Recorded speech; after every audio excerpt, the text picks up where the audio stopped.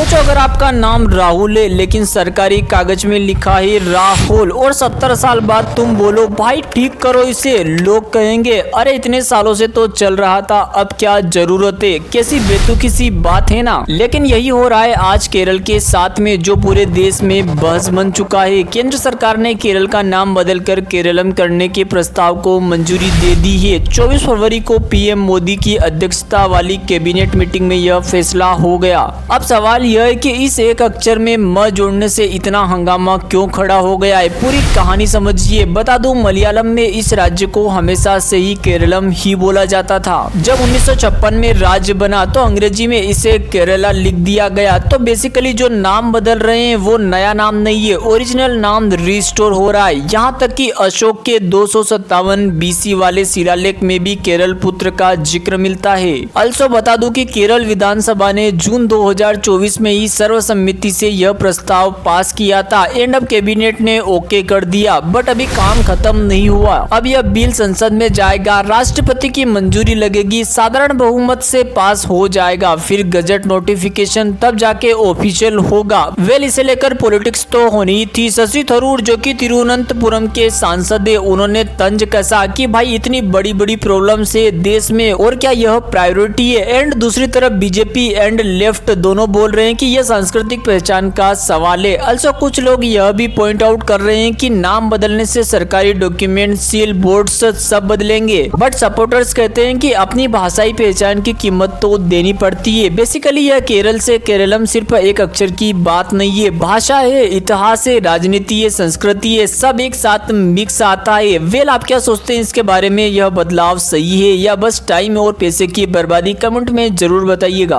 अब हम बात करेंगे प्रधानमंत्री मोदी के इजराइल दौरे के बारे में। 25 फरवरी को यानी आज पीएम मोदी इजराइल पहुंच चुके हैं। आपको बता दूं कि यह 2017 के बाद उनका दूसरा इजराइल दौरा है एंड तीसरे टर्म का पहला। तो काफी सारे लोग डिस्कस कर रहे हैं कि आखिर यह दौरा अभी क्यों हो रहा है। मिडिल ईस्ट की पॉलिटिक्स जब इतनी नाजुक है, उस वक्त में प्रधानमंत्री मोदी इजराइल क्यों जा रहे हैं? तो मैं आपको बता दूं इस दौरे में पीएम मोदी इजराइल की पार्लियामेंट यानी नेसेट को संबोधित करेंगे। और यह कोई छोटी बात नहीं है, यह एक केयर ऑनर है जो बहुत ही कम लीडर्स को मिलता है। इनमें से पहले बता दूं 2015 में पूर्व राष्ट्रपति प्रणब मुखर्जी ने नेसेट को एड्रेस किया था। अब सबसे इंटरेस्टिंग पार्ट क्या है इस दौरे का? Defence deal. बता दूं फोकस होगा ballistic missile defence system, laser weapons and drones joint development पर। मतलब अब सिर्फ इजराइल से खरीदना नहीं बल्कि साथ मिलकर बनाना है। यह इंडिया के आत्मनिर्भर मिशन के लिए बहुत बड़ी बात होगी। अल्सो आपको याद होगा कि अगस्त 2025 में नेतन्याहू ने एनडीटीवी को बताया था कि ऑपरेशन सिंदूर के दौरान इजराइल ने जो इक्विपमेंट इंडिया को दिए थे उन्होंने भारत का प्रभाव भारी कर दिया था। तो कहीं ना कहीं यह दोस्ती नेक्स्ट लेवल पर जाने वाली है। जिन्होंने चैनल को सब्सक्राइब नहीं किया है सब्सक्राइब कर लेना। और इस दौरे से केवल मिलिट्री ही नहीं, इजराइल के विदेश मंत्री गिदोन सार ने हाल ही में इंडिया को ग्लोबल सुपर पावर बोला था। एंड नई दिल्ली में भारत के मंडपम में हुए एआई समिट में इजराइल ने अपना सबसे बड़ा डेलीगेशन भेजा था। मतलब अब बात सिर्फ बंदूक तक नहीं बल्कि एआई एंड टेक्नोलॉजी तक पहुंच चुकी है। और ऑफ कोर्स इस दौरे से पूरे पाकिस्तान एंड चाइना की बेचैनी बढ़ जाएगी। वेल इसके बारे में आप क्या सोचते हैं कमेंट करके जरूर बता सकते हैं। अब हम बात करेंगे ऐसी चीज के बारे में जो सुनने में थोड़ा हेवी लगेगा बट आपको पता होना चाहिए। तो बात करते हैं प्रहार के बारे में, यानी primitive proactive integrated anti terror doctrine. Hindi में प्रहार मतलब अटैक। और जैसा कि नाम से ही समझ में आ रहा है कि यह कोई डिफेंसिव पॉलिसी नहीं है। बेसिकली भारत सरकार के गृह मंत्रालय के थ्रू यह पॉलिसी आई है। अब तक क्या होता था कि आईबी अपनी जगह काम करती थी, एनआईए अपनी जगह काम करती थी, राज्य पुलिस अपनी जगह काम करती थी, सब अलग अलग। बस जैसे ही एक टीम के प्लेयर्स आपस में कोऑर्डिनेट ही न करे तो प्रहार इन सबको एक न्यूरल नेटवर्क में जोड़ रहा है। यही सबसे बड़ी बात है इस प्रहार ऑपरेशन की।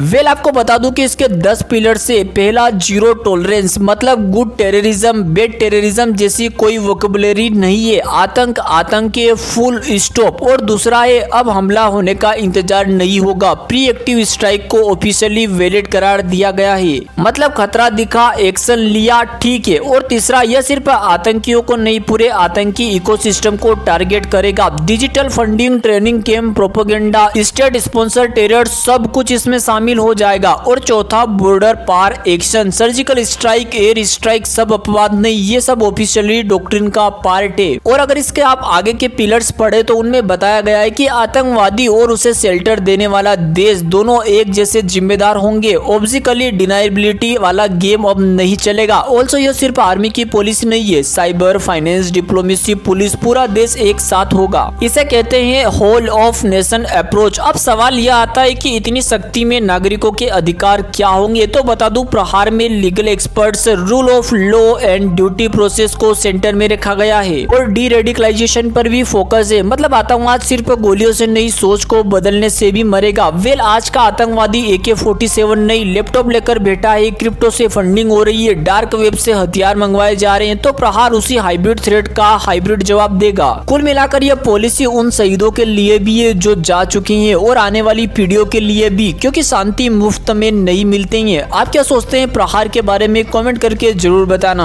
अब हम बात करते हैं सुप्रीम कोर्ट एंड NCERT के उस लफड़े के बारे में जिसको सुन के आप बोलोगे कि ये क्या हो रहा है। तो बेसिकली मामला यह है कि NCERT के क्लास 8 की सोशल साइंस की नई किताब में एक चैप्टर है, नाम है न्यायपालिका में भ्रष्टाचार। हाँ, आपने सही पढ़ा, 8वीं के बच्चों को पढ़ाया जा रहा है कि जुडिशरी में करप्शन हावी है। पहले वाली किताब में क्या था, कोर्ट का स्ट्रक्चर, रोल, डेमोक्रेसी में भूमिका, ये सब हटा के ये डाल दिया है। अब ये मामला मंगलवार को सुप्रीम कोर्ट पहुंचा। सीनियर एडवोकेट कपिल सिब्बल ने कोर्ट को बताया कि NCERT बच्चों को जुडिशरी करप्शन पढ़ा रहा है। सिब्बल ने कहा कि इससे लोगों का जुडिशरी पर भरोसा उड़ जाएगा। सीनियर एडवोकेट सिंघवी ने भी ऑब्जेक्शन लिया। जस्टिस बाची ने तो डायरेक्ट बोल दिया कि किताब बेसिक स्ट्रक्चर के ही खिलाफ लगती है। बता दूं, इसके बाद CJI सूर्यकांत ने खुद इस पर पूरे मामले का संज्ञान लिया एंड जो उन्होंने कहा वो काफी सीरियस है। उन्होंने कहा, बार और बेंच सभी परेशान है, सारे हाई कोर्ट के जज परेशान है। मैं इस मामले को खुद देखूंगा, किसी को भी संस्था को बदनाम करने की इजाजत नहीं दूंगा। एंड CJI ने एक ही बहुत बड़ी बात बोली,